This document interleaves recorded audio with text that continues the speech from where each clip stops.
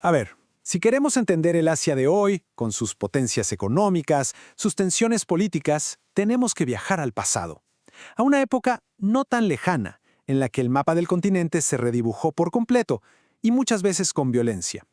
Hablamos del imperialismo, una fuerza que lo transformó todo, y cuyos efectos se sienten hasta el día de hoy. Es imposible entender el presente sin mirar de frente ese pasado. Suena un poco raro, ¿verdad? ¿Qué tiene que ver el té con una guerra? Bueno, la respuesta a esa pregunta es, literalmente, el motor de una de las historias más dramáticas del imperialismo. Una historia que mezcla comercio, una adicción masiva y, por supuesto, cañones, y que cambió a China para siempre. Así que quédense con esa idea en la cabeza porque vamos a volver a ella. Bien, vamos a empezar por el principio, el panorama general. ¿De qué hablamos exactamente cuando decimos imperialismo en Asia? Ojo, porque es muy fácil pensar que esto era solo ejércitos invadiendo, pero no, iba mucho más allá. El imperialismo fue un sistema de control total. O sea, no solo se trataba de poner tu bandera, sino de dominar la economía, llevarte todos los recursos naturales y básicamente dictar quién mandaba y quién no. Una dominación a una escala que el mundo no había visto antes. Y aquí vemos a los protagonistas. Y vaya que eran varios. No fue cosa de un solo país, para nada. Por un lado tenías al Reino Unido con la India, la famosa joya de la corona. Luego Francia, que se quedó con lo que hoy conocemos como Vietnam, Laos y Camboya. Los Países Bajos tomaron Indonesia. Y fíjense en esto, no solo eran europeos. Japón, una potencia asiática, también se metió de lleno en esta carrera por el poder. Fue un reparto a nivel global. Ok, la pregunta del millón es, ¿por qué? ¿Qué llevó a todas estas potencias a lanzarse a una conquista tan masiva y tan agresiva? Pues como se imaginan, no fue por casualidad. Había razones pero muy poderosas detrás de todo esto. Básicamente, todo se resume en tres grandes motores. Primero, los recursos naturales. Piensen en esto, no era un capricho. Las fábricas de la revolución industrial necesitaban caucho, algodón, y los consumidores en Europa querían té, especias, seda. Y ni hablar del opio, que se convirtió en un negocio multimillonario. Segundo, necesitaban a quién venderle. Las fábricas europeas producían a un ritmo brutal, y sus propios mercados ya no daban abasto. La solución, millones de nuevos consumidores en Asia. Y tercero, la geoestrategia. Esto es clave. Controlar rutas marítimas como el Estrecho de Malaca no era un lujo, era una necesidad para proteger todo ese comercio y mover sus ejércitos. Era un combo perfecto de dinero y poder. Ahora, ¿cómo lo hicieron? Porque no llegaron y aplicaron la misma fórmula en todos lados. Para nada, usaron distintas estrategias de dominación, adaptándose a cada lugar. Y aquí podemos ver los diferentes modelos de control. Por un lado tenías la colonia clásica, como la India británica. Ahí el control era directo y total, sin intermediarios. Luego, una opción un poco más sutil, el protectorado.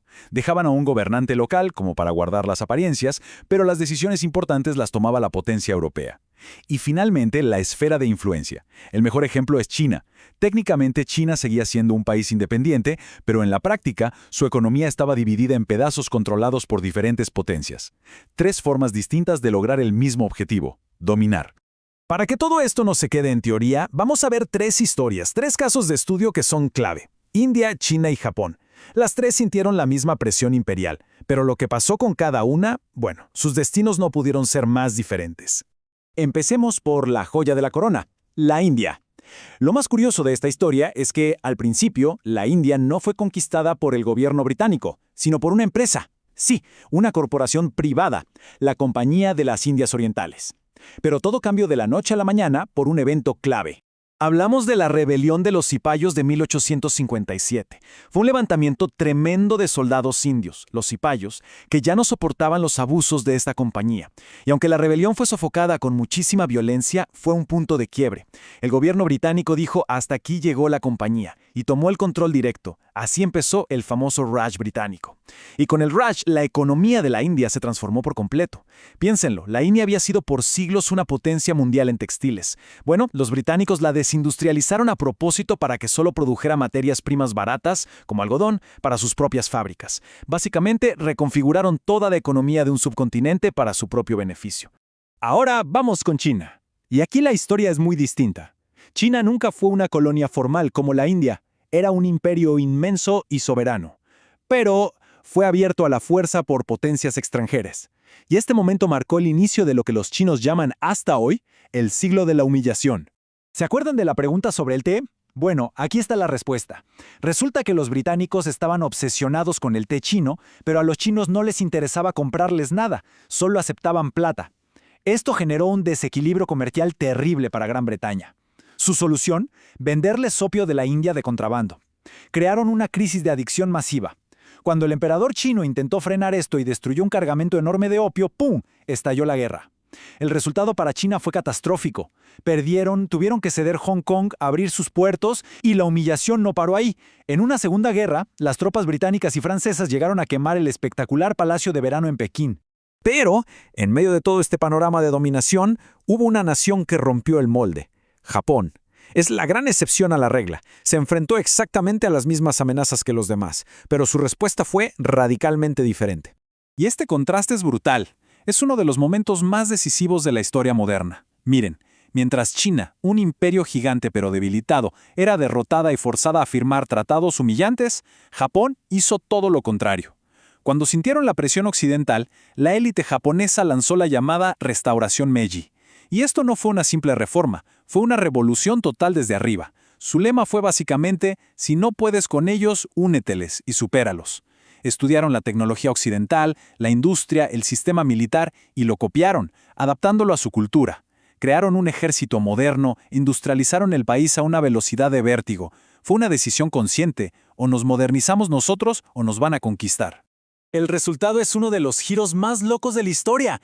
Japón no solo logró evitar la colonización, sino que se convirtió en una potencia imperial. Ellos se volvieron los colonizadores. En 1895 derrotaron a la gigantesca China y en 1905 derrotaron a Rusia, a una potencia europea. Fue un shock para el mundo entero. De ahí construyeron su propio imperio, tomando Corea, Taiwán, demostraron que una nación asiática podía jugar al mismo juego que los europeos y ganar. Bien, pero todo esto que parece historia de libro de texto, ¿qué tiene que ver con nosotros hoy? Pues todo. Las decisiones que se tomaron en esa época siguen resonando fuertísimo. Vamos a ver cuáles son esos ecos del imperio. Y es que este legado se ve por todas partes. Miren, por ejemplo, las fronteras. Muchas fueron dibujadas con regla en un mapa en Londres o en París sin tener ni idea de las etnias que vivían ahí. Juntaron a grupos que se odiaban y separaron a familias. El resultado: conflictos que duran hasta hoy. O piensen en las vías de tren. ¿Por qué muchas no conectan las ciudades más grandes, sino que van de una mina a un puerto? Fácil, no se construyeron para unir al país, sino para sacar los recursos lo más rápido posible.